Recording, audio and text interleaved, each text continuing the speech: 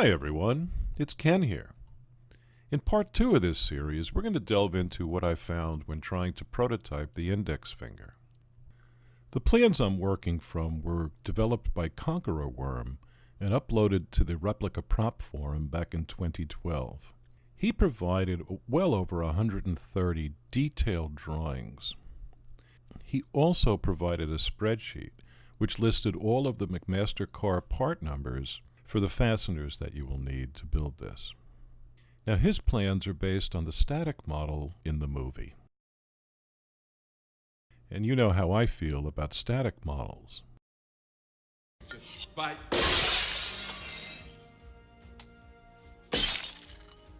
What I want to do is create a fully animatronic arm that functions just like this. Now I know from reading the extensive thread on the Replica Prop Forum that many people have tried to do this. They tried and failed? They tried and died. So wish me luck as I embark upon this crazy journey. And if you have any suggestions, please put them in the comments. I always read them. Throughout this video, I'm going to be referencing the original plans that Conqueror Worm provided. Those are all explained in detail, including where to find them, in part 1 of this series. There is a link to that in the video description below the video. And if you haven't seen it, you probably should go back and take a look. This is actually the second prototype that I made. The first one was made directly from the plans, and if you recall, the plans are based on a static model. While it is posable in that you can move things, you certainly couldn't animate it the way this one is. So by building the first one following the plans, I was able to determine what changes had to be made in order to make this one, which I can now animate using servos and such. Unfortunately, the only way I can show you the changes I had to make is to take this thing apart. As much as I would prefer not to do that, I'm going to do it anyway. Before I do, though, you may have noticed that the wires coming down are on pretty bizarre angles heading into these pulleys that I've added to the servos. In the final model, there's an entire arm here so that the servos are considerably further away from the fingers than they are here, and that will allow me to direct the cables right over the pulleys so that we don't have this crisscrossing going on.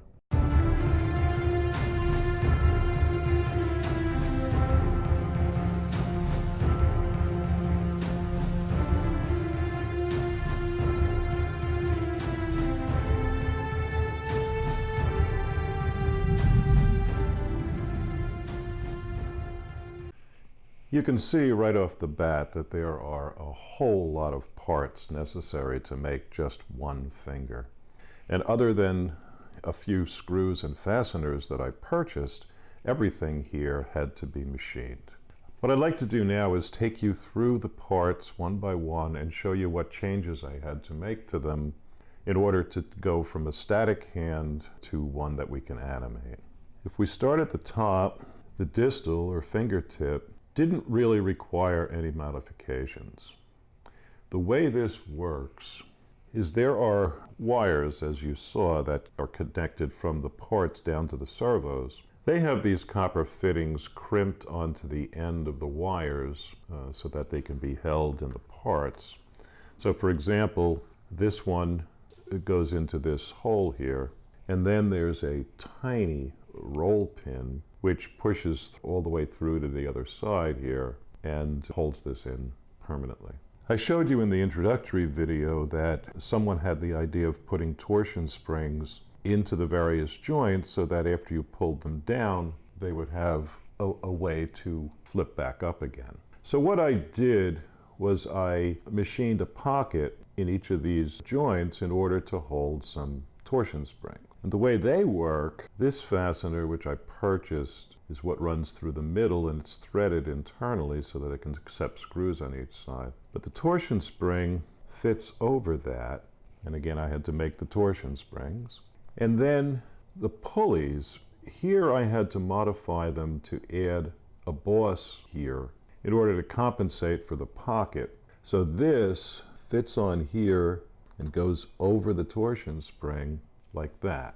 Now, one end of the torsion spring is captive here. The other one is going to move. Now, the way that works, each of the parts above the torsion spring has a small hole drilled in it, such that that hole holds the other end of the torsion spring, like that. And now, after this has been pulled forward by the cable, it will spring back into place, like so.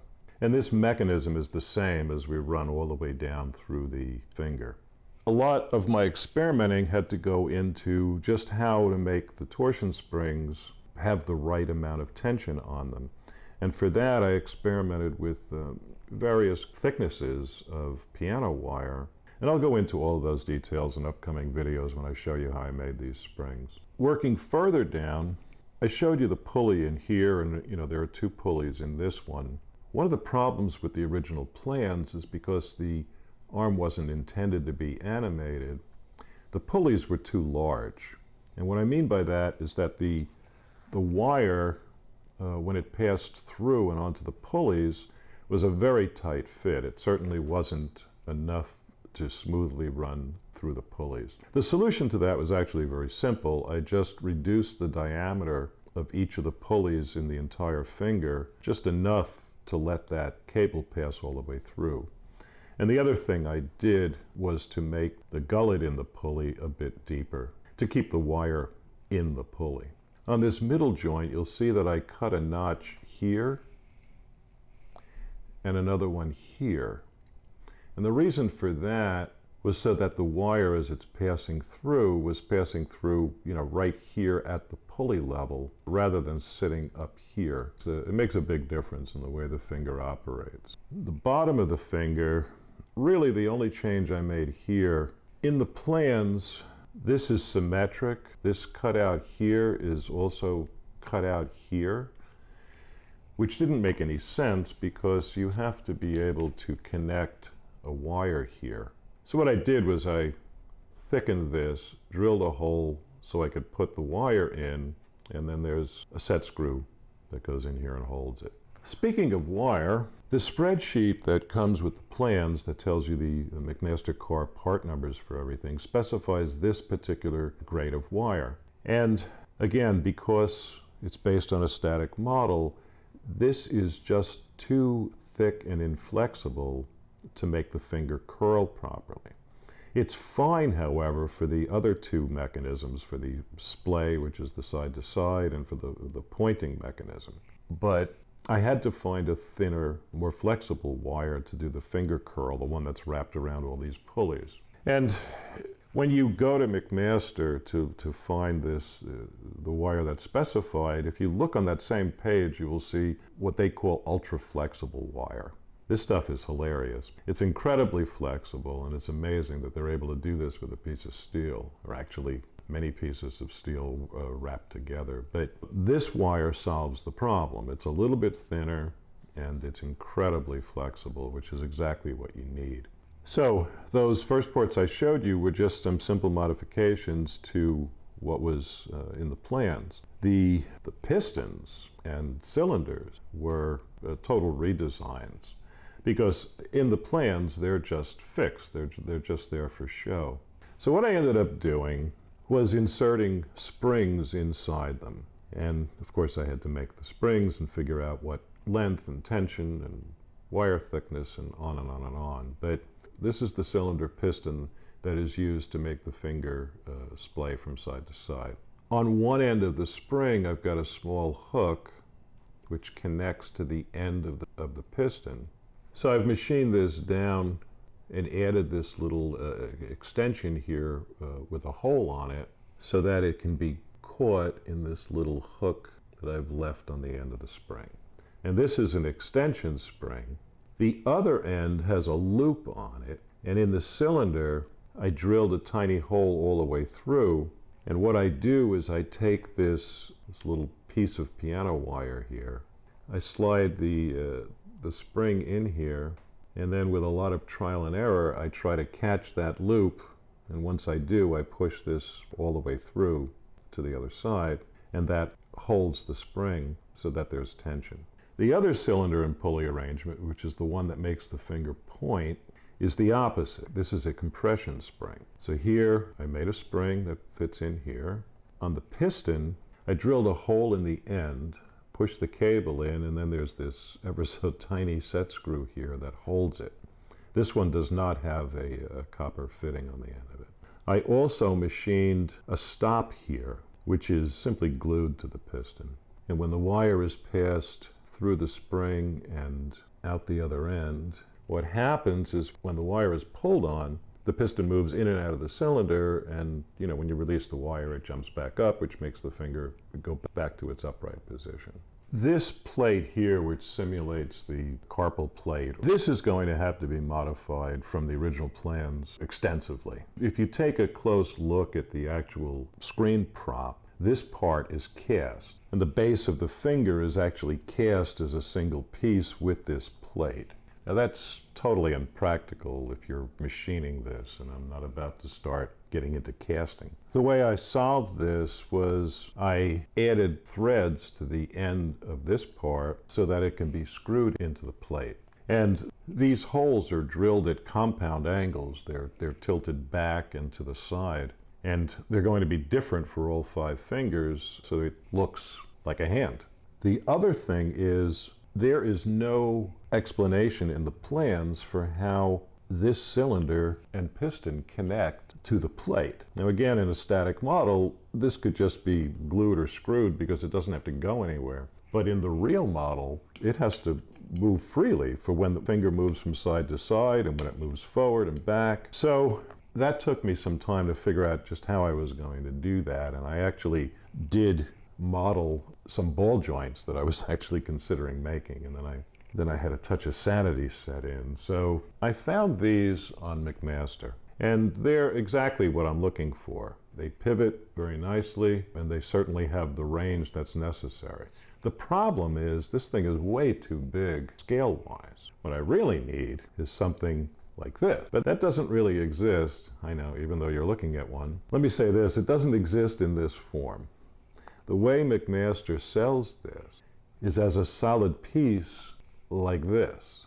And, I thought about using this just the way it is by mounting this at an angle, using the thread, and, well, anyway, it was a bad idea. This is a single piece of steel, and what I did was I figured out how to carefully machine out just the part that I wanted and discard the rest. So now this fits very nicely in the plate, and then the base of the cylinder has an extension on it which has a hole through it which allows the wire to pass through. So when this is placed in here, I have both a ball joint and a mechanism to pass the wire through the plate and down into the servo. So this solved all the problems. So now... You know what I can do with my little finger. Now I know there are collectors out there who believe that replica movie props need to be screen accurate. And in order to address that, I'll need to get up on my soapbox.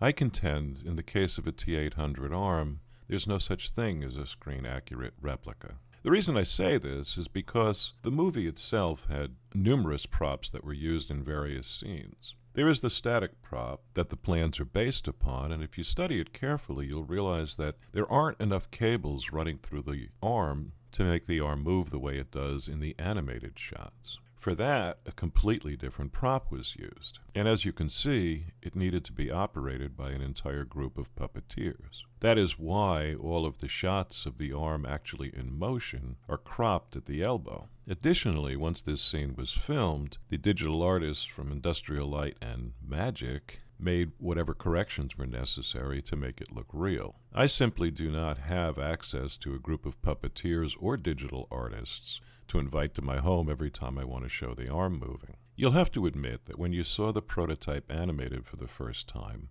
you were thinking, wow, that's actually correct. The last thing you were contemplating is approaching it with a set of calipers and realizing that I had changed the size of some pulleys. So in the case of what I've set out to do here, I want to have an animated prop that when you see it moving, you're thinking, wow, that's the Terminator. I'm not so much concerned that it isn't an exact match because when it's in motion, it will look like it is.